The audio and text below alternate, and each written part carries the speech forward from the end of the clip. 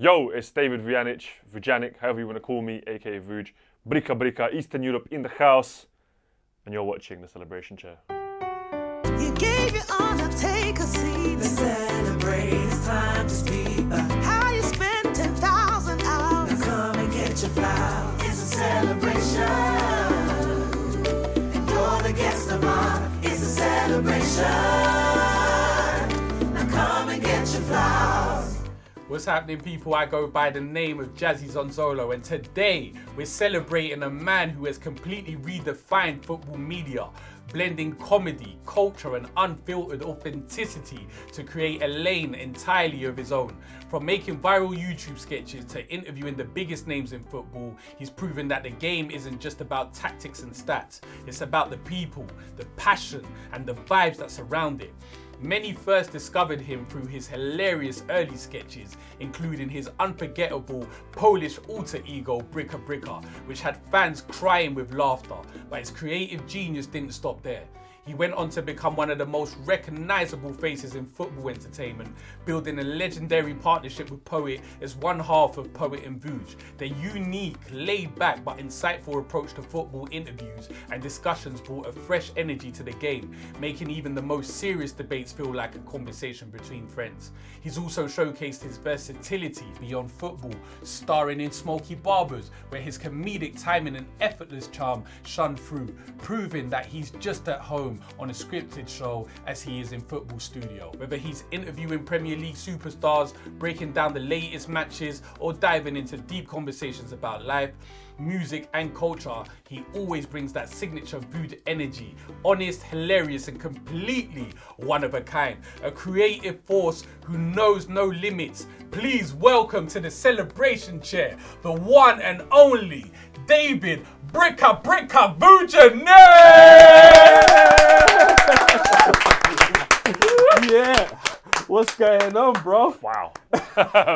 Fair play, man. Yeah? Thank you. That was probably the most complimentary introduction I've ever had to myself and what I've done in this world. Come on, my brother, So, man. Come on, man. Very appreciated. Come on, man. It's a pleasure to having you here, bro. Thank you. Like, it's been a long time. When was the last time I see you, bro? When did we see each other? Basketball game, I think I saw you, on the innit? Lions. You was with your mum. That's it. Yeah, that was really good. That was really cool, man. So I wanted to start the show, yeah, to kind of like really dig deep and just kind of like learn more about you, because bro, like I said, you've got a crazy fan base, man, and there's so many people that just want to know your story. You know? So I want to take it back before Bricka Bricka. You know, I wanna hear like, how was your childhood like? I mean, we all have strange childhoods, I think. It was peculiar, you know. I think I have spoken about it in places here and there. I think people will kind of know my story to some extent, but obviously born in Croatia during the Yugoslav war, ethnically Serbian. My family left, then we went to Serbia, and then we came to the UK. Okay. Well, you know, asylum seekers. I think it was quite illegal. Yeah, we managed to stay. Quite illegal. Yeah, because I don't know the law in terms of can they still ship me off. Okay. So I'm just gonna say. Okay, just in case they Just ship you in off ca- you right never now. know. Yeah, we don't want no problems. I don't know the law. Yeah. But I think there was some like maybe fake passports involved. Okay. Claim asylum. Okay. I think is you hand it in or whatever, Yeah. and then you know. Yeah. You're meant to destroy them on the plane apparently. Yeah. That's what I've heard. Oh, okay. Did you do that? No, my mum didn't do it. I was So- only 5. Okay. But my mum told me the story, and she was like, we were meant to destroy the passports on the plane and flush them down the toilet Yeah. when you're arriving with illegal papers. Oh, right. But she handed it in to the immigration. And went through. No, and they were like, who's this? And they were like, it's not us. Yeah. We want to claim asylum. Okay. And then they take you to the holding area. Yeah. That's my first memory of the UK is there was a hot chocolate machine. You know the coffees and everything? Yeah, the different coffees. Yeah, and I got loads of hot chocolate. Yeah. Yeah, that was like my first memory of the Yeah. UK. 1998. In 1998. March 98. May or March 98. Just before the World Cup, so yeah, March. Okay. So, So when you came down, was it just mum? Yes, my dad was here. Okay. Um, Your dad was already here. He came like a year before. Okay. Whereas we didn't have the papers he had. Oh. So we had to like they found a way. I mean, I didn't, I was 5. Yeah, I had no of clue what was course, going on. Of course. I was just soaking it all up. Mm. And then, they paid some people and then boom, Now you're here. Actually Albanian people, Oh yeah. which is kind of interesting because obviously Serbia and Albania have a bit of a rivalry, history, politically charged, let's say, kind of, I guess, identity between the two Yeah. ethnicities. But for me, if it wasn't for someone who was Albanian who helped my family, it's kind of beautiful. So that's the Balkans for you. I think when you need to do stuff, it doesn't matter what ethnicity you are. Of course. But I'm a man of peace as well, so all that kind of inter-ethnic and conflict and violence is not something which I support. Yeah. So you come to the UK at 5. At what point did you now start to feel like you love comedy? Well, for me, I guess it's a standard story of sort of being that class clown, isn't it? And I think like finding yourself, because when you've come from a completely different culture and country and you're 5, then you're launched into London. Yeah. You're just, it's everyone. Yeah. You're kind of in the United Nations itself in one city. And then, we moved around a lot from like hostels and then temporary accommodation with the council, etc. So all my schools were quite just inner city London, bro. Yeah. Just everyone's from everywhere. Yeah, yeah. You know what I'm saying? Yeah. So Caribbean, African, East African, you're picking up all these cultures, isn't it? So this at this point, obviously, you never. This was brand new to you, right? Of course, yeah. So obviously, Croatia and Serbia, they're quite. It's mainly one people, one ethnicity throughout, and you come London and it's a mix of everything, which is amazing. Yeah, to experience. Of course. So I was sort of even like I remember one of our first hostels. Yeah. There was loads of asylum seekers, so you had like guys from like West Africa, East Africa. You had like Kosovan, Albanian, you had the Iraqi, Iranian, and we're all in this one place. Yeah. There was some English guy at the bottom as well. I don't know what he was about, but we'd have a little garden at the back, and we'd like all play football together. Okay. It was just amazing. Because obviously, when you're young and you're 5 and you're 6, you don't really understand the situation you're in. And these were like, what was it like little hotels? It was like kind of like hostel hotels and stuff. Yeah. There's a hostel off Acton High Road. Yeah. High Road, I think, by the park. Now it's an old people's home. They knocked it down. Okay. But at that time, it was a hostel for I think asylum seekers, refugees, etc. But we're all kind of getting along. We're all one in a way, isn't it? Yeah. Obviously, it's kind of in a way romantic, but also in just surreal. I'm trying to find the right word. I haven't got it yet. But ironic. But we're all from these places where there's conflict and war and stuff. We've all fled and come to the UK, and then we're all in this one hostel, and it's like we're all together. Yeah. And there was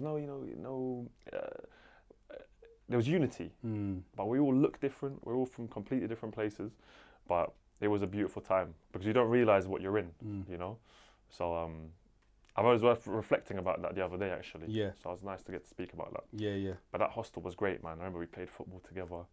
It was sick, man. Yeah. Yeah, it was banging. Do you think that kind of influenced you later down the line? Yeah, for sure. Because then my schools, I went to school in like Acton, Kilburn, and then eventually in my secondary school was like my longest stint. It was in it was one of the first. I think it was the first academy. It was a Capital City Academy, which was in Willesden. Okay. So obviously there, huge Caribbean population, huge.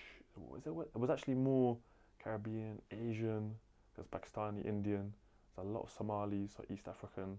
There was some West African, but mainly Caribbean, Jamaican, and the Eastern Europeans kind of came after the Polish. All right. They came like 2008, Yeah. 5, 6, 8.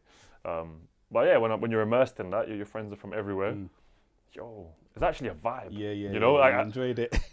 I guess people looking from outside in, they see those places as dangerous and I don't know. I guess because there's poverty, there's people are struggling to make ends meet. There is maybe more crime on a certain level, but when you're in it, you're living it. It's beautiful because we're all getting along. We're all having fun. Yeah.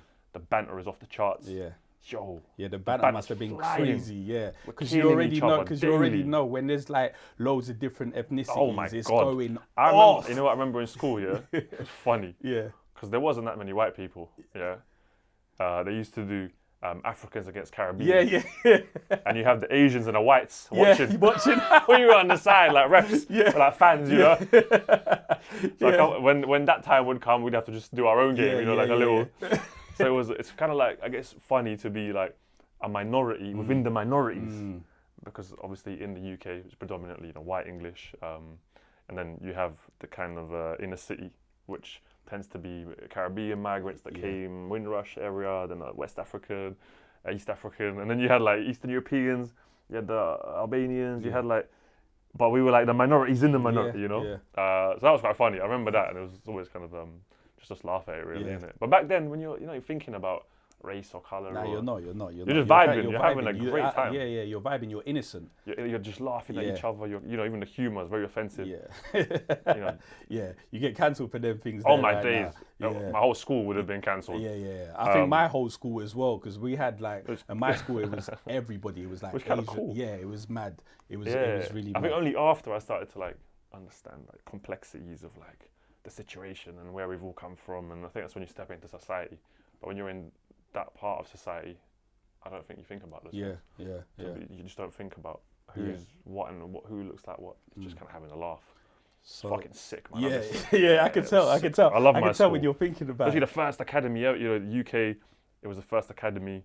I think Tony Blair came to like announce it. Yeah. I remember and then the Iraqi boys booed him. Oh, is it? The Afghanis and Iraqis. Yeah. It was crazy, bro. It's just like, what fucking sick, man. Yeah. That's why London for me and that part of my childhood was. So I'd say my childhood was actually incredible.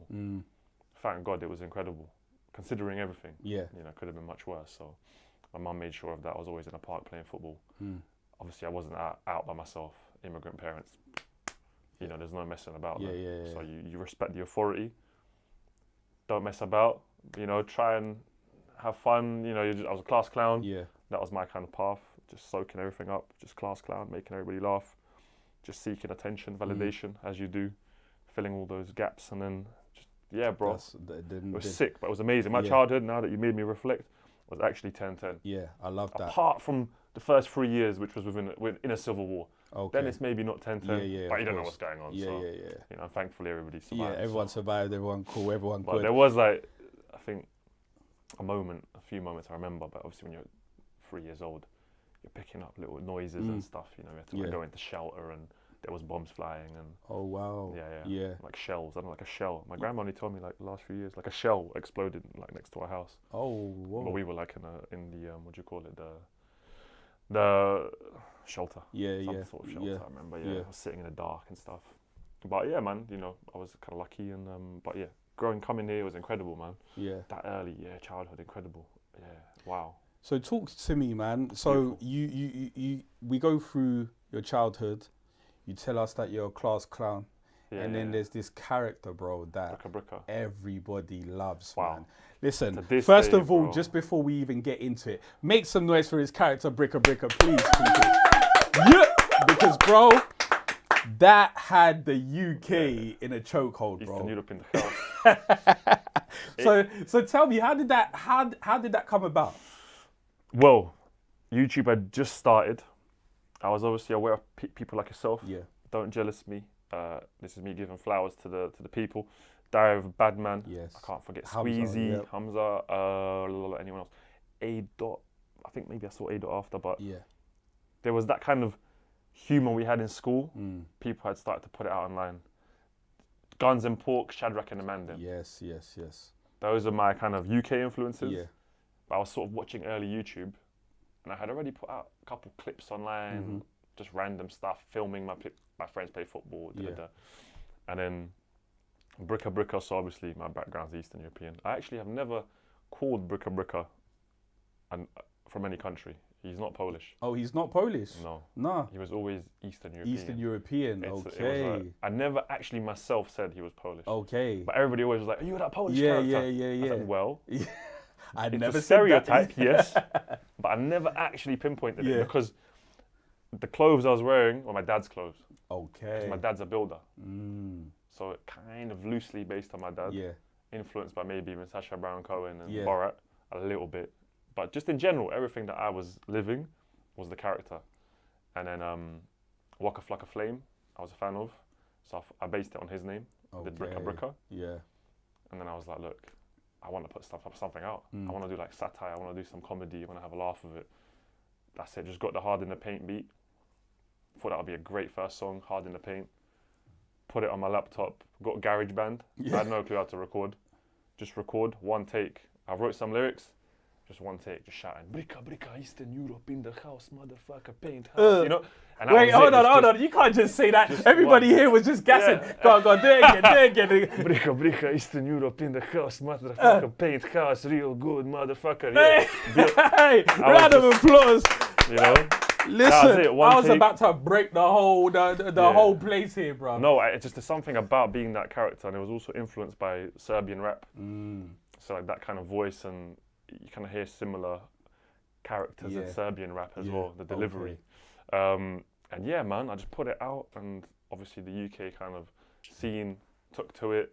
Grime Daily, shout out to, obviously Grime Daily posted it first, and it was G Fresh. G Fresh messaged me, and he was like, yo, I'd love to, like, you need to be like more known. I want to, like, don't worry, I'm going to get you a video and like put on Grime Daily, like shared on Grime. I was like, oh wow, shared on Grime Daily. What? Shout out G Fresh So for G that, Fresh man. got it on, like, put on Grime Daily, wow. and then you got Spiff TV, World Star, But that was obviously that character, and then obviously I did a few other songs, did quite viral, and then you gave me the shout. Yeah, for Smokey Barbers. Smokey Barbers. Yes, and man. you united, I think, all of the immigrant population of the UK or London, the inner cities, in one show. You had ADOT, African representation. Are you African as well? No, I'm African. Everyone says I'm Caribbean. I was going to African, say, but I guess London, you did like the London. Yeah, my thing was just more kind of like representing London. Yeah, cool. You had you, like the London, UK. You had like me, Eastern Europe. You had Hamza, Asia. Did you dan other part of Asia behind the camera? Yeah, that's true as Because well. he's the other part of Asia. Yeah. And then who else? Anyone else? Obviously, Who else? Squeezy came on, ADOT came on at one point. We had everybody, And that was your baby, bro. Yeah. And I think that was incredible. Yeah. And even to this day, even though I haven't done Bricka in years, Yeah. I haven't done Smokey Barbers we haven't done it in years. That was 2011, 2012, 13. And then like to this day, people are still coming up to me, man. That's crazy. The impact. I wasn't aware of the impact. Yeah. Like on the streets to this day. The impact was Smokies, really, you're a Smokies, you're a Bricka Bricka, you're a Bricka Bricka. I was just like, fuck. Even I saw someone show up TikTok recently. They were like, oh, comedy was sick back in the day. And I think people need to know more about how that was done. I don't know if we're going to go into that. No, we'll definitely get into how that. You did that. Yeah, we'll definitely get into that. Incredible. I wanted to ask you, when did you know that it finally connected for you with the Bricka Bricka character? No, because I was just having so much fun, bro. Yeah. That's how I knew. Yeah. I was just like, this is so funny to me. Because it's my take. Obviously, very stereotypical. Yeah, of course. Highly. But it was my life, you know, and my humour was quite crude at times.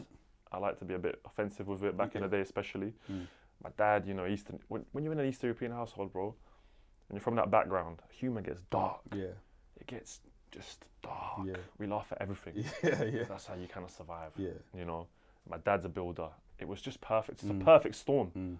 I had his clothes, his shoes, his jumper, his like tracksuit. And then obviously all the other influences of my background, growing up listening to grime, you know, black culture with like even just dancing and everything I was around. Yeah. I was able to put it out into this character and what I was doing. I was going back onto Smokey Barbers. It was just mental, bro, because like what you said, it was just like, it was such a moment. And I feel like at the time when I thought about the show and I wanted to create, because I just finished Anotherhood. So I did Anotherhood. Yeah, you did. And when I did Anotherhood, I was like, yo, listen, I've got momentum here. Let me go back to the online thing, but just now work with everybody. Because there was just, when I was doing Anotherhood, what made me realize that, yo, we could do this is when I saw the unity on Anotherhood. So I see Adam, for example, he's just bringing in everybody. There's Ashley Waters, there's Jammer, there's Richard Blackwood, there's Big Nasty, there's Lethal B. It's like, bro, it's like a madness. I was like, hold on a minute. So when I'm on set, I'm thinking, all right, you know what? Once I'm finished here, and this comes out and it does what it does, and I've got now momentum on the name and that, let me come back and do something with the man then, because everyone was popping in their own right. So you was killing it. Like Hamza was killing A-Dot was, everyone was killing it. So when we brought everybody together, it was just a moment, bro. And I wanted to ask you as well.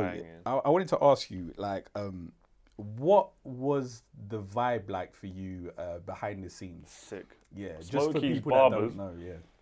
like, people don't understand how mad it was. I was at uni, which is something I probably wouldn't go back to. Yeah. If I was to change something in my life, I don't do regrets, probably wouldn't have gone uni. Yeah. Because you shouted me, I just started uni. Bricka was, I did that, the gap years when I did Bricka. Okay. And even that I only did because I didn't get 1 mark in one of my exams. Oh. So I only started doing YouTube because my A-levels, I was short by 1 mark on one of my exams. And I didn't want to go through clearing. Oh, wow. So I was like, you know what? This is my moment where I can just explore. I took a little retail job and started a YouTube thing. So thank God for that 1 mark that never went through. Because I would have maybe never done YouTube. That's crazy. So 1 mark, thank God. I even did it remark. It still came back. Wow. And I didn't want to go through clearing, so I didn't go uni for that 1 year. Yeah. But in that 1 year, Bricka, poor 2011, just like having fun with it, dancing. Even that came after. Actually, I was going to say the Benj video. But, we're going to get to that. But anyway, we went. Smokey's, you shouted me. I just started uni. I was going from Colchester. Yeah, I remember. I'd take the train, try and bump it if I could. Yeah. Not pay. Yeah. The Smokey's Barbers itself, it was a Smokey's Barbers, a barbershop. Yeah. It closed at 7, 8 on a Sunday. On a Sunday, I think it closed at 5. 5. And we would link up for about 6. Try and link up. You and know how to man them up. Yeah, so everyone try and link up basically. We try and start at 6. Yeah, we started at 8. We try to start at 8. Yeah. Sometimes we start filming at 1. At 1 in the morning, on a Monday, Sunday going into Monday. Yeah. So thinking about everyone's exhausted. It's been a long week. And one thing I have to correct you on, you said scripted show. It was unscripted. Yeah. It was definitely You had a loose storyline. This is it. I knew you'd come. Yeah, so the scripted was more. I knew where we was going, but it was unscripted. Exactly, 100%. which makes it even more amazing. Yeah. Because you came and said, look, here's the the kind of structure. Yeah. Then we're gonna do blocking. Yeah. Shout out. Yeah, with shout. Blocking. Yeah. Blocking is like rehearsing. Yes. For 2-3 hours. Yeah. And after rehearsing for 2-3 hours, we just film. Yeah. And you see even how raw it is. It's so raw, is incredible. I watched it recently. Sometimes I'm laughing, sometimes I'm cringing. Yeah. Because times have changed. Yeah, of course. But I think it's excellent. Yeah. I still think it's excellent. Considering you're coming on a Sunday, everyone's coming at one time. You're blocking it for 2-3 hours. There's no pre-planning. We came and we'd go, what are we doing today? Yeah. And you'd go, well, this is the idea I have for the shoot today. We go, cool. All right, let's start creating scenes. Yeah. We block it, bam, bam, bam, and then we shoot. Yeah. No writing, no written. There was never. No, it was never written. It was never written. So it's raw as like hell. We're just freestyling all our lines. It was sick. It was mad. Like, and also as well, what people don't understand as well is that when we was doing Smokey Barbers, like a lot of us at the time, it's not like there wasn't really big money. I was getting nothing off YouTube. And I wasn't even paying none of you lot. No one was getting paid. Yeah, no one's from getting paid, like, of course. We were trying to figure out how people were getting home. Yeah, Do you know what I mean? Like after DJ Policy would drive me home. DJ Policy. Shout out to I make some noise for DJ Policy, please. You know he had the smart car at the time, Smart car, my guy. Only one man could fit, and I claimed that. Yeah. I was like, yeah, that's me. But we was really like, even down to like food, we would have like little pizzas. We'd have to go and little pizza next door. So we was just at the time really trying to make things happen. Yeah, that's it. And it's so crazy because, like I said, I was sitting back and I was watching it, and I'm just like, you don't know that it's a moment when you're in the moment, no clue, bro. I remember even people would share it on Facebook then. Yeah. People share on Facebook then. There was no real Twitter, right? No. Instagram. Or TikTok. Imagine Smokey's now in TikTok era. We were doing, I remember we were doing like what? Like that show was doing I think it hit like a mil per episode. A mil per episode. Maybe 1 or 2 are short. But it doesn't matter. Like, either way. Yeah. For that time, that impact is insane. That was crazy. So organic as well. So organic. And I think it just flew, man. People loved it. Even like now, people tell me. My sister, because she's younger, 7 years, she'd be like, I hated you because everybody in school would call me Bricka Bricka. Yeah. You know MSM? Yeah, MSN, yeah. MSM, not MSM, MSM. Oh, no. Engineer. So Oh. he engineers all of Skepta's, BBK's Okay. music. MSM. He's done everyone in the scene. Legend. He told me, bro, I hate you. He's a Cypriot. Oh, is it? He's Yeah. half Greek, half Polish. Okay. Because I was called Bricka Bricka for years because of you. That is. So like, all these things, you don't know the impact. Yeah. Obviously, shout out M, man. He's a Nah, cool that guy. was amazing, man. So that most Smokies, man, so cool, man. Honestly, and I did a comeback. For me, at times I struggled because with the attention, I'd get mad anxious. Yeah, let's talk about that, bro. I get mad. because I feel was like shitting myself. Yeah, let's talk about that because me and you have had these conversations Yeah, before. yeah, Because yeah. I feel like we don't really get to talk about this, and I think I was basically saying is that we were very young at those times, yeah, right? 21, and 21, 20s, 22, yeah. And what people don't understand is, number one, there was no big money in there, No money at the time, at all. And number two, we're getting fame, which is like the fame that we were getting. And I think people don't really, I think a lot of the times people kind of like, they look at fame and they think, oh, the fame it's only like that with rappers. But we was really popping. Yeah, I guess so. Yeah, we was I really guess so. popping. So I guess it was very hard for us to kind of like deal with all these people just randomly telling you how much, oh my gosh, I love you and this, that. But how did that affect you? I mean, I guess part of the job, innit? I don't know, you're living it, innit? So you're going through it. You're going through the storm as it's happening. I didn't like to go out during school times. Try and stay at home between like 3:30 and 5. I don't really like. It's strange because I guess I love the attention. As I've gotten older, I really don't like that much attention. Yeah. So it's this like split in me that likes it but doesn't like it. I like doing this stuff, but I don't actually like the attention that much. As I've gotten older, especially. At that time, I did enjoy it, but I think it just develops as you develop. But I think even with Smokies, I didn't want to shoot like the last couple of episodes. I remember like being like so conflicted about shooting more.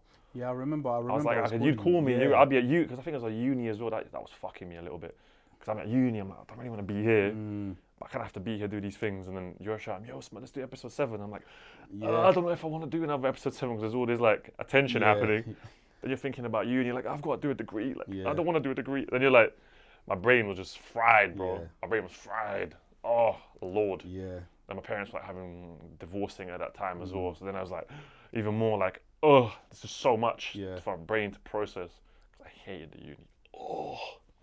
Yeah, I could. Imagine you're doing Bricka Bricka and then like you're just having fun, you're freestyling, you're rapping, you're like with your friends, you're like, making stuff happen and then write an essay on international politics. Like, hell no. Yeah. Horrible. Yeah. You're in a library. I'm looking for books, like, you know. Did you do Page 5 for free, referencing. Did you finish the whole? I did it, yeah. I got 2-1, international relations. Well, congratulations on that, guys. Let's give them a I mean, yeah, it's solid. at least, you know. Yeah, it's all right. The paper's there. Yeah, Got the debt. yeah. Paid it off. I Yeah. mean, you know, I did actually pay off the debt. Fair enough. You know, the debt wipes itself off. So I just gave government 30 grand for no reason. For no reason. 25 to 30. I wanted to talk to you about the rise of Bricka. You started to also do like loads of music vids, man. And one of I was the in a few random music videos. but one of the big ones was you was in the Banj's music video. Yeah, Oliver Twist. And that was crazy because that Oliver Twist was like one of them It was the first Afrobeat song to chart in the UK. Yeah. Yeah, it was insane. How What did a that? moment, How did bro. that come about? Who hit you up for that? How did Insane moment. how did that happen? So my Ghanaian friend Bernard, because I love dancing, and especially in school when I was in school with all the Caribbeans, bro. The Willy Bounce, the Dirty Wine, even the Dirty Wine pause potentially, but you know, doing like the Willy, you know, you're learning on Chaka Chaka and all these songs. So I grew up on Bashment. I was a pro at Willy Bounce. Yeah, brother, I love I the was Willy just Bounce, bro. You know what I'm saying? Yeah. But yeah. So I grew up on Bashment and that Caribbean influence, and then I was just like dancing, all the new dance, the Dougie when it came out. I love the Dougie. Yeah. And You loved the Dougie. That was your I love your the finishing Dougie. move, innit? Oof, the thing. Aye. And then I saw a Zonto. My friend was like, my Ghanaian friend Bernard. He was like, yo, we've seen this Zonto dance. And I was like, nah, let me see it.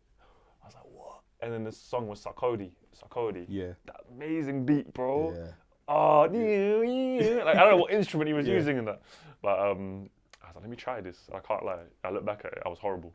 For real? The Zonto was weird, bro. I thought it was I thought alright. it was weird. I look back on that Zonto video now, and this is like even this was saying this conflict I have internally. When I wanted to do the white boy Zonto, Yeah. I only like did it a couple times in my mirror. Yeah. I was like, fuck it. I'm gonna do one on Boxing Day, Central London, and just dance around people. Yeah. Try and make it viral. And then my friend drove me to Central London, and I went, bro, I don't want to do this. Yeah. And he was like, no, but we've come to Central London. I've got the camera. It's time. We're doing this. Like, Yeah. get out of the car. I was like, oh, man. So there, I'm like, I don't want to do this dance, man. And I'm there like, fuck it. I've got the earphones in, play the song. I'm just going to do the dance. So I'm like doing it in a couple of locations. And there's one location, I'm trying to actually, we can see I'm like on the side. Okay. I want to hide a little Yeah. bit. I don't actually want to be doing Yeah. this. But either way, cool. It does well. Starts going viral. Obviously, like the Ghanaian community, African community picked it up. It's like a white guy fucking dressed in a shirt doing a Zonto. You know, I guess That's the gonna- yeah, of juxtaposition course, it yeah. kind of picks up. And then he's working with the band, Okay. the director. Okay. He shouted me on Twitter and he was like, "Yo, do you wanna come do the this song by the band, Yeah. Oliver Twist? Did you wanna do the music video for it? I saw the dancing." And I said, "Cool." And I went and I was like, "What song is this?" I wasn't sure. Yeah. And I was like, "Oh yeah, I've heard this at uni. I've Yeah. heard it in like on a nights out." So I think it started to drop because I used to always go to the Afrobeats nights. Yeah. Come on. And, so I heard it. Come on. Yeah, the Afrobeats and Yeah, there was always one yeah. urban night Yeah, at uni, yeah, innit? yeah, all the We had time. like Thursday night, Yeah. Essex University. Well, I think it was Thursday or Tuesday. Okay. We had like the Beats night or something, innit? Oh, yeah. And it's like, yeah, they had a name or something. The urban night The had urban like night, yeah. a cool name. And they had like obviously Caribbean, African music, etc. And then I heard it there once or twice. And I was like, okay, cool. I was like, fuck it, I'll do it. My first ever invoice, I got paid £150. Okay. Yeah, I was like, what's an invoice? What for the music? The band video? video, yeah. Okay. Got £150. Yeah. And then I went to the shoot. It was sick, bro. I see Yeah. Kanye there. I see Big Sean. I see not T-Pain, Pusha T. Yeah, it was a big And I'm like- music video when See Kanye walk past me. I was like, bro, I was literally at your concert. I was the first man in line for his concert in the UK. Watch the Throne. Not Watch the Throne, for graduation when he had those glasses. Yeah, yeah. I was literally the first man in line with my friends. We were like that, watching him. And then like a year later, just you Kanye see walking him. past me. I'm like, what the fuck? Yeah. Pusha T. I didn't even know who Big Sean was. Yeah. He was next to me. He was like, hey man, you good? I'm there dressed as Oliver Twist. They had me Nice. obviously do the dance. Yeah. And then the song was charting, man. It was like, the first Afrobeat song Yeah, it was to massive. go, Yeah. to come to the UK, the Western world, shall Yeah. I say. It hit. It was always on TV. Always on TV Yeah. on like the music channels and Yeah. shit. It was cool. It was a really cool experience. I think it hit top 10. Yeah, it was top I 10 think it hit, song, yeah. wasn't it? And then you could say ahead of its time in a way. Yeah. You could Yeah, even it say was. Smokey Barbers a little bit ahead of its time. I saw that in the comments. Someone said Yeah, Smokey Barbers was they were ahead like, of its time for these sure. guys are ahead of their time. You could even say Bricka in some way ahead Yeah. of its time. Yeah, even the dancing stuff. But I feel like It's meant to be. It was it's cool. meant to be. Like for It's sure. meant I'm to not. be. I'm not Yeah, like. yeah, it's meant to be. I think it was meant to be. Like Yeah. it was. And then that song was sick, bro. What an experience, bro. But yeah, I don't honestly, personally, don't think the dancing was that good. Yeah. I think it was a bit insane. Okay. But now when I watch back, How long did it take you to learn it? I didn't. I still don't think I learned it properly. Oh, okay. I butchered it. Yeah. I did it in my own way. But Yeah, that's yeah, what you people remixed like it. because they like the personality you bring with it. Of course. And then I danced at Hackney Weekender on stage. I Oh. absolutely shat myself, bro. That must have There been was at least crazy. 10,000 people in that tent. It Was that the 10 one? Was that the one that Jay-Z and Yes. Rihanna and all They were that on a big come- stage. Oh, okay, The okay, bands did the tent. okay. And he brought you down. Yeah, he was like, come be in there and just dance on That's stage. crazy. Came out. People, I was like, oh my God, what is this? Crazy experience. And I'm like at uni, bro. I'm like Yeah, first, second year uni. I'm going back to uni, back to the fucking like, we had a fucking paternoster lift. It's a lift that has no door. Oh, It just goes constantly in a circle and you have to wait for it to come and jump on. and then jump. Oh, That's man. what I was doing the next day. At uni, just like, political affairs and realism and all these theories. Yeah. Bro, it was such a conflict. It was Yeah. crazy. But the band, legend. Thank you for Legend. the opportunity. Shout out to Vanessa Come on. and shout out Sessan. Okay. Yes. Okay. Listen, let's talk about Copper 90, bro. How did that happen? God damn, so many things happened. Yeah. How did that happen? So how did you and Poet get that? Because I feel like that was a real big change. Yeah, no, because then I'm at uni now. I've done Bricka. I'm shitting myself all the time because people are expecting things now. Yes. And I was like, I didn't sign up for this. I had 3 good ideas. Mm-hmm. One, and then 2 months later, 2, and then like 4 months later, another one. I was never wanted to do this every week. Yeah. So I was like, I don't know what to do now. Yeah. People like speed up, oh, when's the next video? Oh my God, when's the next video? I was like, I don't know. I'm at uni, I don't know. I don't know. And then my poet calls me. I met him in a park. I cycled on a bicycle from Cricklewood to Hyde Park. Wow. On 1 gear. Because some guys of Twitter were playing football. I said, fuck, I'm just gonna go play football with these guys. I see Poet in the park, and Poet was a personality then. Yeah, he was Poet's doing his thing, yeah, of course. Also in the scene. And I said, oh, do you want to be in one of my parodies, Paul 2011? And he was like, what? Yeah, all right, cool, man. But then it went viral. I didn't turn up, and then Bricka started, and he was like, oh shit, But I was always tweeting about football. Okay. Just cussing Liverpool and stuff. And then he just called me one day, because Copper 90, the channel, they were launching a channel, football channel, funded by Google. Oh, was it funded by Google? Yes, it was funded by Google. I thought it was like independent. No. So they had an independent production company called Big Balls Media. Then they had a channel given to them by Google pretty much to create, and they created it called Copper 90, football content. Yeah. And he was like, hey, I'm looking for a co-presenter. Do you want to come and try out for like a new football show, talk about football every week? And you can get paid £250 a day. That's not bad. £250 a day. I'm at uni. How many days? It was only once a week. Oh, but at uni. Balling. Parents divorcing on the back as well. I was like, this is great. This is great. Could do with that. Keep it moving. Mate, we got it. Yeah. Come to the thing. I was 21, I think. Yeah, 2021. We get this now. So I'm like, now I'm talking about football every week. Yeah. Getting paid. I was like, this is fucking awesome, good. isn't it? And obviously, you're at uni, you're doing this. And then Bricka, I could be like, I can relax. I don't need to do much Bricka Bricka.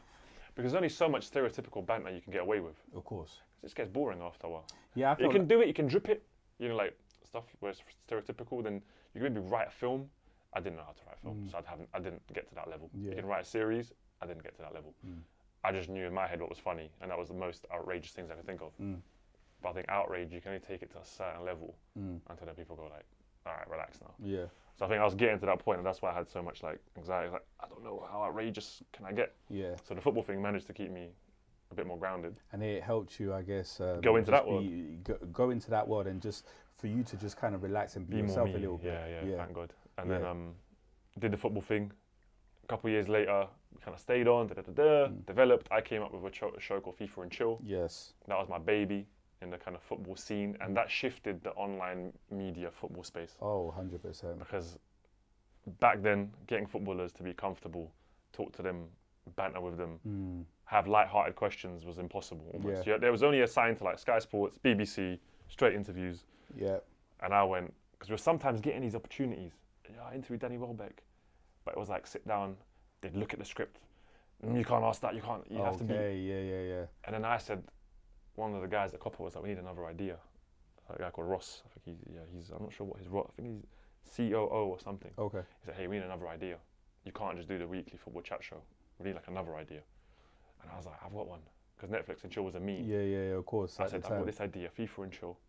We sit down, we're football players, and we dress up in bathrobes. Yeah. So it looks like we're getting ready to have fun with them. We get some food on the table. We get some snacks. We're going to play FIFA. We'll get questions from the audience. And let's just make it comfortable. Let's have a laugh. Let's humanize like conversation. Like banter. Like now. Yeah. Yeah. The first one, Theo Walcott.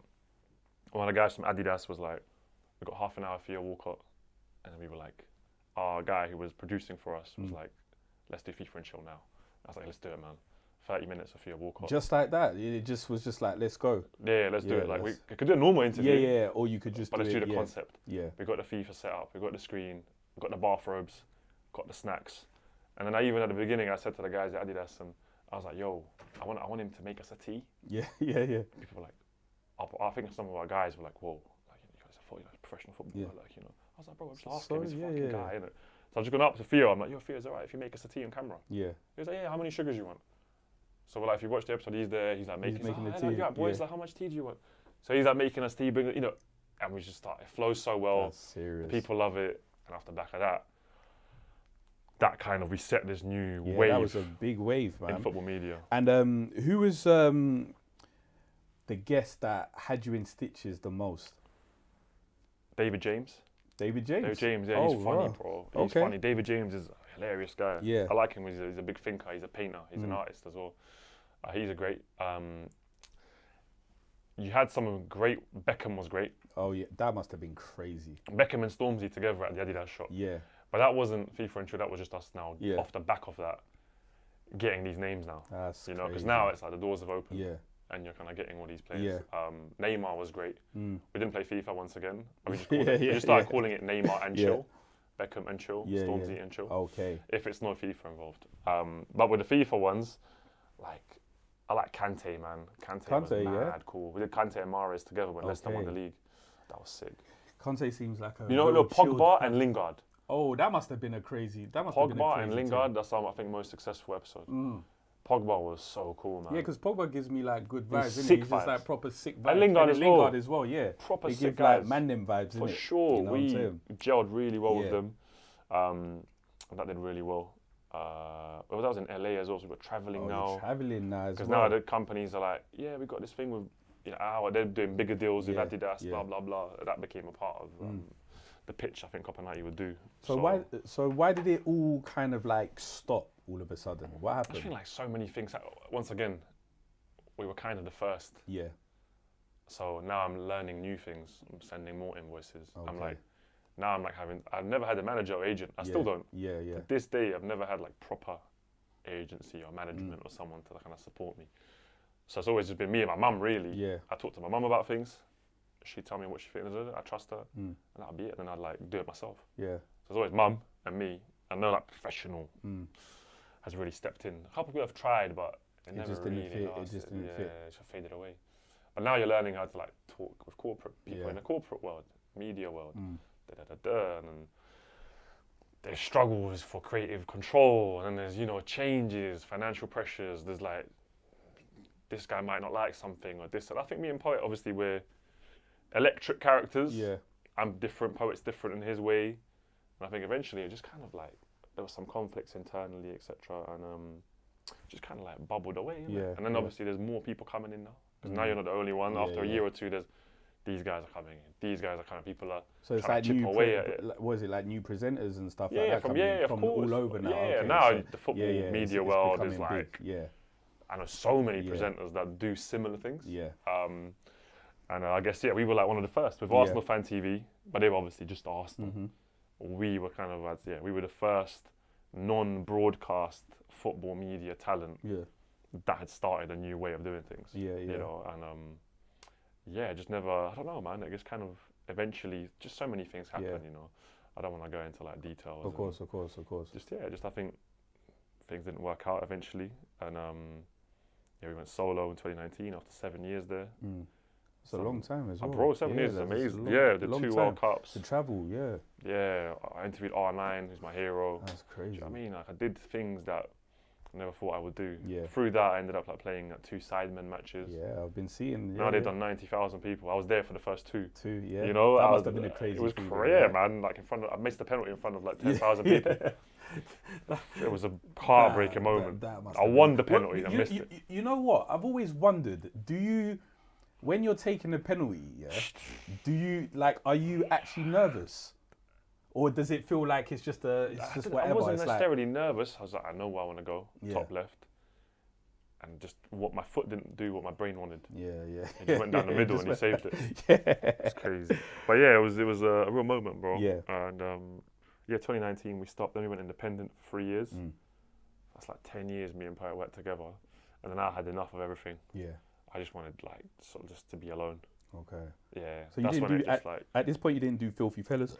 I was Sorry, on Filthy or from the you did? beginning as well. Filthy Fellas. Yeah, you did Filthy Fellas. I was as well. Filthy during Copper 90. Okay, Yeah, I was on Filthy from whenever it started, 10 years ago. 10 years ago. So I was on Filthy from the beginning, Copper 90 at the beginning, obviously Smokey, Yes, and then you decided to kind of. and then 2021 or 22, when was lockdown? 2020, 2020. I So think. 2019, me and Poet started going 2020. solo. 2020 during Yeah. lockdown we filmed.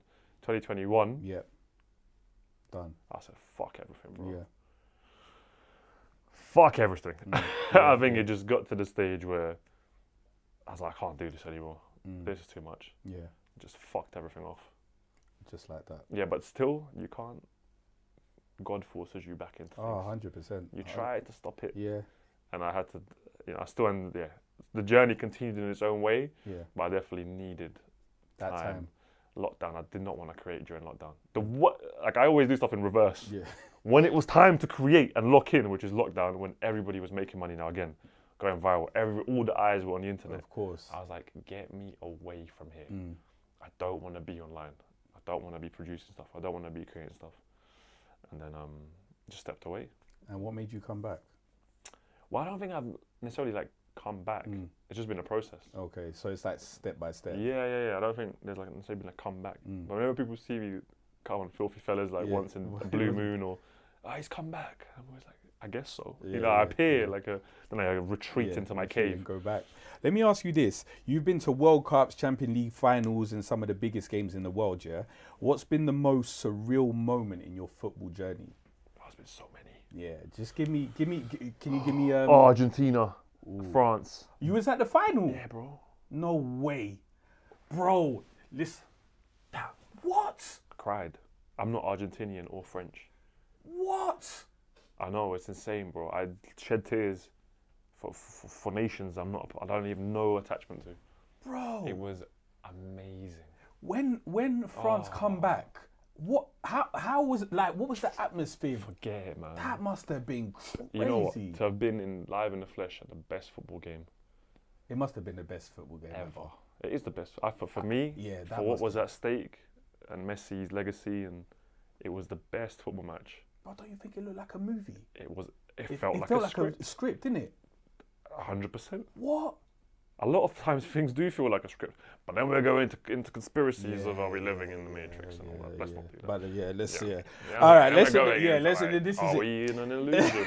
Am I real?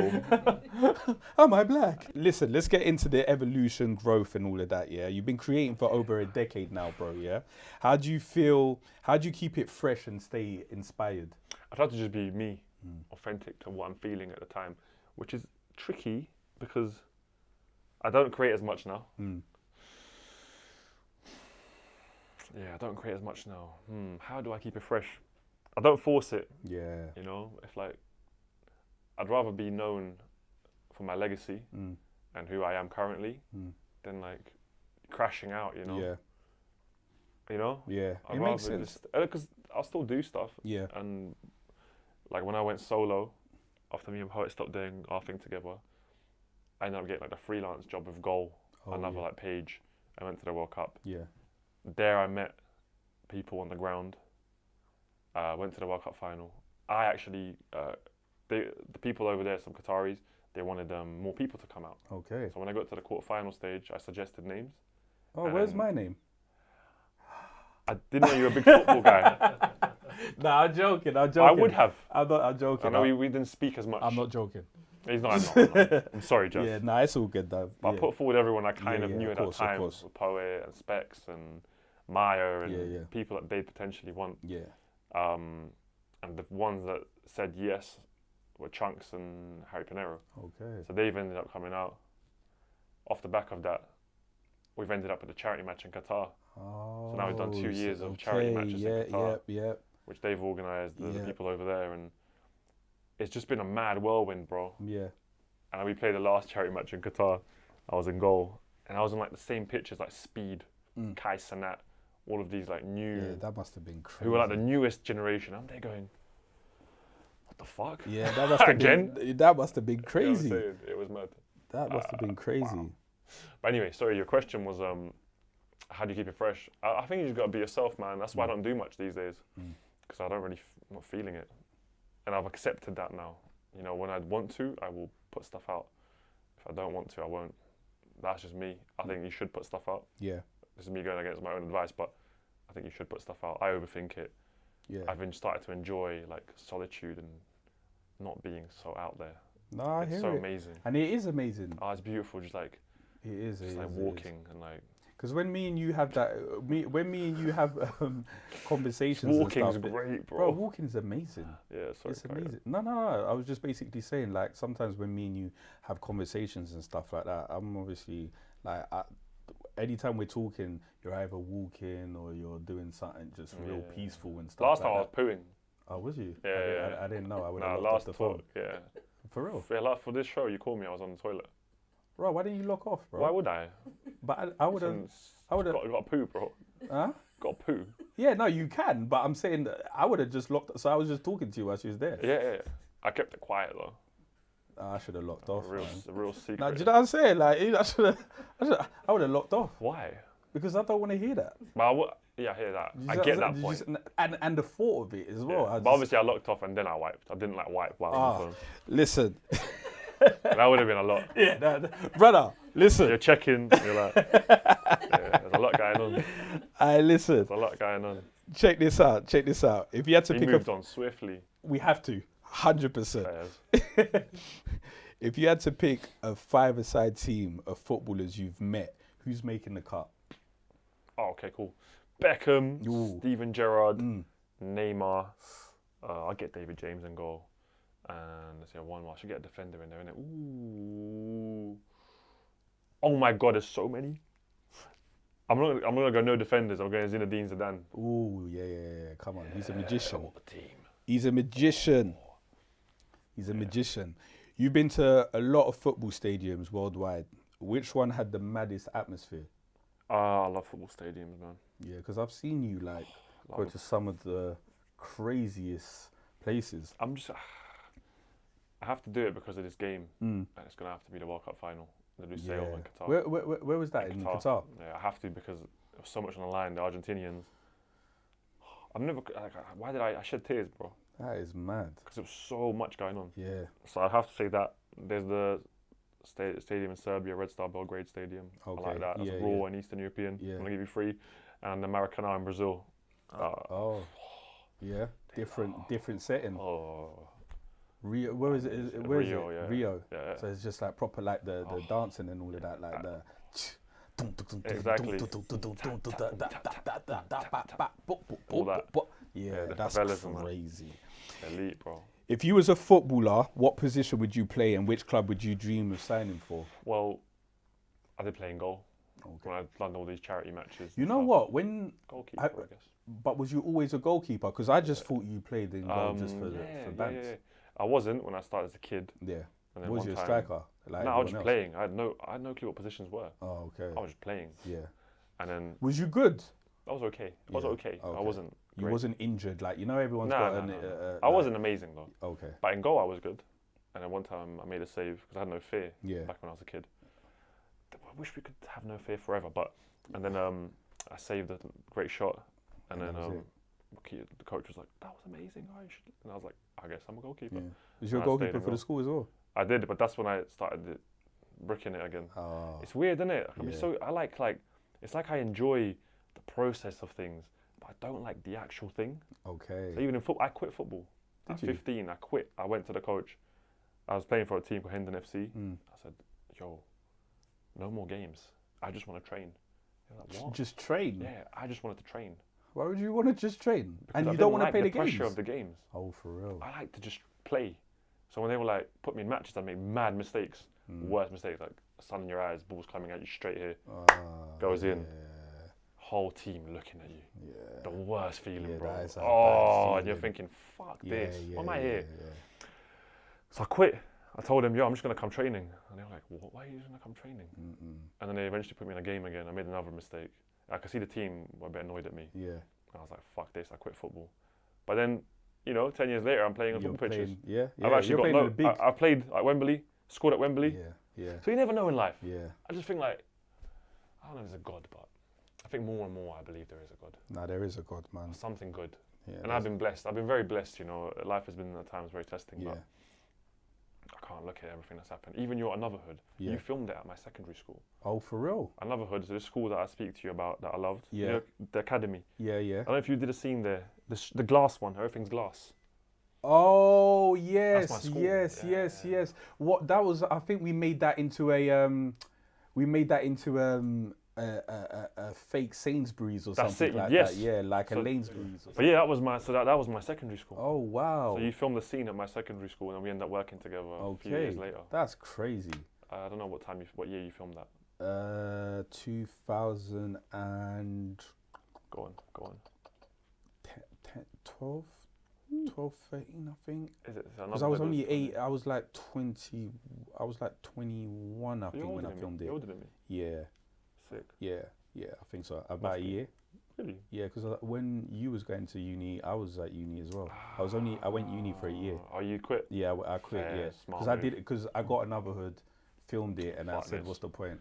Yeah, Yeah. I should have done that. Yeah, what's the point? Virality, YouTube, But what are you doing? But the difference with my one was, I was doing I was doing media, so It's a bit aligned, yeah. so it was just a line. So I was like, "What's the point?" I was just yeah. coming in. Oh, My uni was lit though. was it? Yeah, I went Luton. Yeah, it was popping. Wizz Air, Yeah, Luton Airport. it was popping. Shout out to all the people that went Luton. You already know. Poet went Luton, but he quit Did he? after like a week. Oh, for real? Yeah, from what I remember. Yeah, I think that's his story. I'll never forget. Yeah, when I went to Luton uni. no, it was popping. I'm not gonna lie. I Anyone can who imagine went- it was fun. It was fun. Yeah. I doubt there was fun. much educational activities commenced. No, I didn't finished. go. I didn't Exactly. finish. After a But year. I will tell you this. I will tell you a funny story. So I remember my dad took me to uni, to Yeah. my campus. Yeah. Bro, I swear to you, like we arrived at the campus and my dad said, "Is this where you're staying?" Bro, it was My dad so did the same. hood. It was so dad did the hood, same. bro. People were out the windows just shouting like, "Yo, you got the cornflakes? Yeah, I'm coming up." I was like, "What is this, bro?" Uni. I loved it. Yeah, bro. raw, I innit? loved it. It was so sick. My dad did the same thing. Yeah. Yeah, he went into my dorms and he went, "It's like a prison." It was 15 to one floor, two toilets, 3 showers. Mad. Horrid. Did you have to share the showers? Bare tea bags, just a fountain of tea bags, mould. Do you remember that? Everybody did Yeah. that at uni for some reason. Yeah. But this is actually, strangely, I know I live in England. Yeah. First time I really was like immersed in with English people. I was like, wow, Yeah. this is different. Yeah. Yeah. You know? I was like, this is fascinating. Drugs. I never did much drugs Yeah. myself at uni. I Yeah. didn't do any drugs at uni actually, apart from trying a bit of weed. But Yeah. I was like, this is England. You had more white people at your Yeah, your yeah, uni. yeah. Oh, my uni was proper like it was just black. Was it? Yeah, like my campus was just black, bro. It looked like I was in Brixton. It was just Okay. well, not Brixton now, but like Brixton, Brixton, back in old the day. Brixton. Yeah, Old Peckham. old Brixton, Yeah, old old Peckham Peckham, and that. Yeah. yeah. It was just black, bro. It was mad over there. It was having mad. a fun time. Bro. It was just honestly, it was so fun. But I just knew that I had to leave. I had to leave. I was just. I think wasting- you made the right choice. Yeah. And good on you for leaving, bro. Yeah, I had to leave. Because fuck that, bro. Honestly, didn't miss out. No, I definitely didn't. I was just going to parties, and because I was filming, I was filming. Because you were like a celeb then at uni. Yeah. At college too. Yeah, because I you were remember I doing started. Jazzie Show. I was doing Jazzie Show at doing this 16, 17. Yeah, I started it at 16, 17 when I was doing Jazzie Show. I was at Richmond College. Shout out to everyone at Richmond College. I was doing that, and I was filming. Yeah. So I was doing my BTEC at the time. Yeah. And then my teacher, because they knew I was doing what I was doing, they would let me go off, and then I would have to basically do the work from home, come back got you. quickly. So it was bro. It's If mad, I could innit? do it again, Yeah. you see how you feel about your school? Yeah. That's how I feel about school, college, and uni. Yeah, just a like I blast. loved it, bro. Yeah. Fairs. If I could rewind and just experience it Again. It was one so more fun, time, innit? oh, bro, it was So amazing, sick. man. Nutmeg Rush, take Oh. me back. Oh, Nutmeg It's a- Rush, man, elite. It was amazing, man. Like even down. Like, did you go to an all boys school? Nah, mix. Mix. Yeah, I went to an all boys school, yeah, Yeah. and it was a bit crazy because when we were there, I remember going there and I was thinking, oh my gosh, this is gonna be so dead, and bro, it was the sickest time. Is it? Sickest time. And what was good about it is as well, yeah, because we're young, so we could go to school with our mash-up trainers. You know, when there's girls, everyone has to look all good and all of that type of stuff. Yeah, we didn't care. Elite. Yeah, bro. it was just sick. It was basically like it felt like we was in prison, really. Yeah, Do you know what I but mean? fun Like, prison. Just bare man, yeah, just Like fun less, prison. less psychopaths. This is it. Yeah. killers. There was a couple of psychos though. No, for sure. Even Yeah, high there was a school. couple Oh, yeah. of psychos. There was a couple of psychos. You had to run away from the. There's a few psychos there's at mine, yeah, bro. Definitely. Hey, yo, but that was good because I had to learn how to maneuver There you with go. psychos. Yeah, there you go, bro. There was a guy one. But then when time- you meet corporate psychos, that's different. yeah, That's when I started to struggle. I was like, wait a minute. But Yeah, you're not giving the right telltale signs. yeah, You know? Yeah. No, I Strange. hear it. No, that's crazy, bro. Trust me, that's mad. All right, cool. Let's go back into this one. What's next for you, man? I don't know. What's next? Fuck knows, bro. What are you saying? Is it's just I going to don't be know. like a freestyle or something? Oh, yeah, I haven't known this far. Mm. And when I try to know, I don't know. yeah, And I've tried to make plans and just do it, man. You know, all that yeah, Gary Vee stuff. yeah, I love Gary Vee because he inspires I me. like him as well. I He's think so sick. cool, man. Gary Vee. Honestly, I know people like maybe it's a love hate with his personality. I love Gary Vee, and I wish I acted how Gary Vee tells me to act, Okay, yeah, yeah, but I just don't. yeah. You know, whether that's extreme self-sabotage, overthinking, who knows what it is.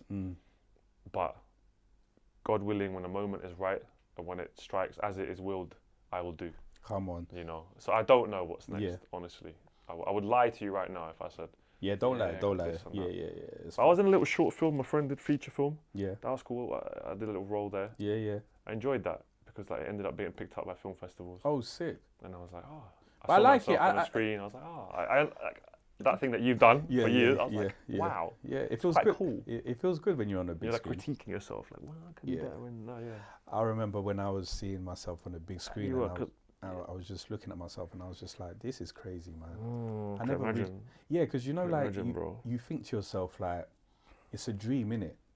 Like it's a proper dream, It's a and then vision, you, not a dream. yeah, Shout out YT, come on, great rapper. and then you just think about it, and then you're just there, and then like I had my dad there and my family there and Yeah, stuff, yeah, and you're yeah, just yeah. like, "Raw, this is sick." But very then it cool. makes you think that if you could do this thing that Yeah. you've always said that you wanted to do as a kid, The thing is, I never said I wanted to do it, but I hear you. do you know what I mean? Like Yeah. it just makes you feel like you can do anything. So like even just down with you, for example, right? Don't you just think that you can do whatever? Yes, for sure. Yeah. For sure. You're making me reflect now.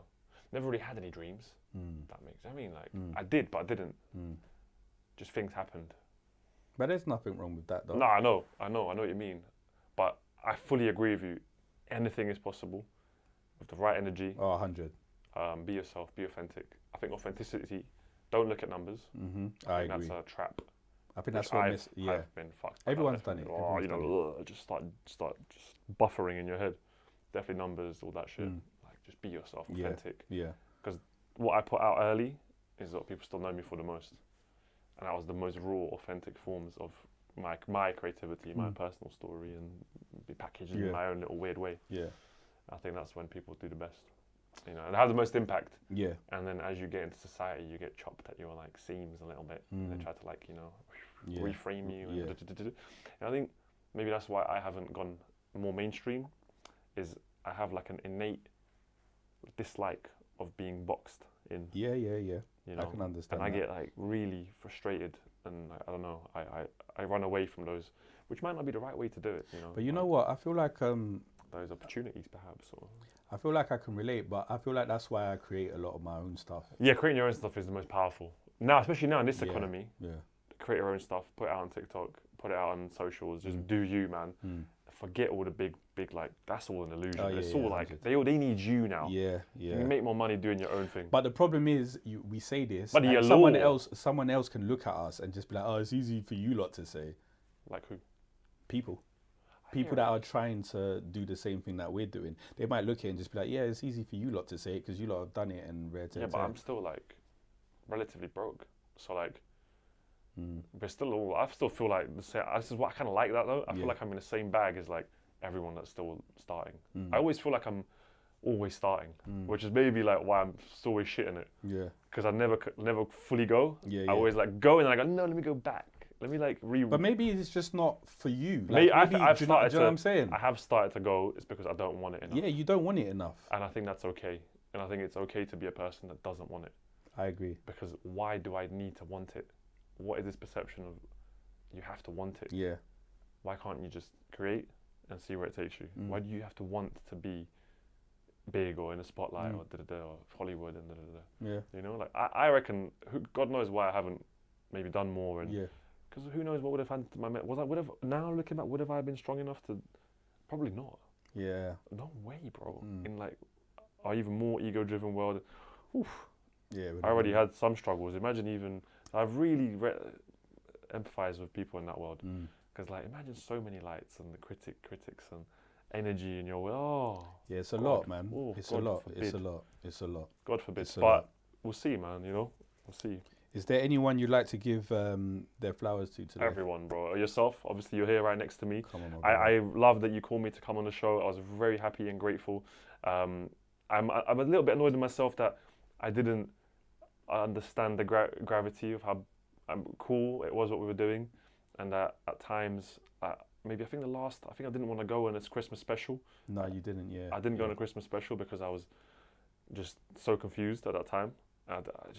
Uni and everything. So I'm annoyed I didn't go to the Christmas special. Yeah. It's all good though. Just stuff like that. Maybe like the last episode. I don't know, because it was that one. Did it not come to episode 6? No. I think we stopped at 5 because the 5th. And one what did was I the miss? Christmas. You missed Christmas. And Yeah. did I miss 5?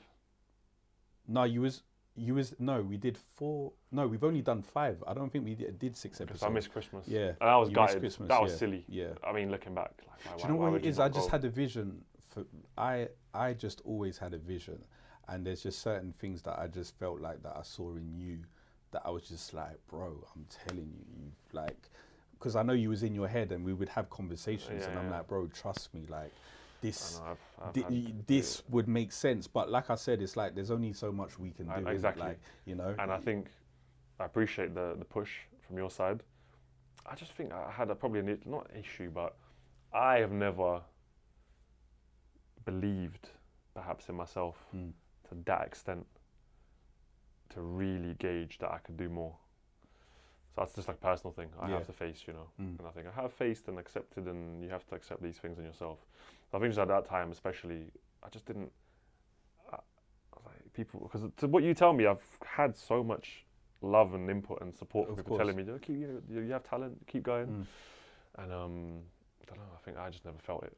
So it's okay. Yeah, it's part of the journey, part That's of my it. journey, part This of is my it. growth, and now I have to see what's next and keep being me, because even that's me. Yeah. Like even having perhaps a lack of self-belief or desire is also me. So like accepting those parts of myself, I think is okay, rather than kind of running away from them. You know, I kind of like, it's okay, man. Yeah, listen, all right, man. At the end of the day, it's fine, man. You are you know? I've seen people struggle, and I may have been one of those people that would have done something extreme or insane if I had carried on like really chasing something, because I've seen it affect a lot of people around me, and I think because I've seen that happen, I've kind of like shun away from it even more, because I've seen the dangers of perhaps overly chasing and overly wanting something, you know. And I've accepted my path's different. We're celebrating your legacy today. What's one thing you want people to remember about your contribution to the culture? Damn, man. Well, culture and just like life, it's like, I hope it was positive, net positive, I hope. Have a nice, obviously is my saying. Come on. So I hope I made people have a nice. Yeah. You know, You definitely just a nice. It doesn't, you can round it up however you want. So you definitely have, my brother, man. Yeah. And I'm just happy that we got to chop it up. I just wanted to just let you know, man, like seriously, like I've known you from a very long time, and just to see kind of like your transition from you doing like Bricka Bricka. my brain went somewhere else. Yeah. From a man to a woman. No. Never that. From just you doing Bricka Bricka. Imagine it went there. Could you imagine? Yeah, like, no, by the way, I have. Yeah. Anyway. Imagine that, like, so, you know. My brain still goes there, you know. He's still got the Bricka Bricka in him. Yeah. You know what I'm saying? Like, he was like, what's the most craziest thing I could say? I just wanted to honestly just say, like, all jokes aside, bro, like, we appreciate you, man. We appreciate you. Thank we you, bro. appreciate everything that you've done. And every time we have a guest, we got to give them a little something. Is it flowers? Nah, it's no flowers. That I don't. Because Nah. I think, sorry, this is me producing. Yeah. have some flowers and you give them like a flower at the end. Oh yeah, we only give I only give the women the flowers. What's this? It's a little gift. a little Parting gift. gift. It's a That's little really gift, nice. You know what I mean? So this is just for you. Okay. You know, Shout out hold that, El El Vardy. Vardy. Yeah, we just want to say a big thank you, my bro. Appreciate that, man. That was great. Keep doing your thing. Yeah. And I appreciate you, my guy. Appreciate you, Yeah. bro. Love, God man. bless. Make some noise for Nice. Vujanic. Great chat. Thank you for having me. Listen, it's the celebration chair. We're going to catch you on the other side. That was Vujanic. This is Jazzie. We're going to see you next time. Shabba the Naya. Shabba. Shabba.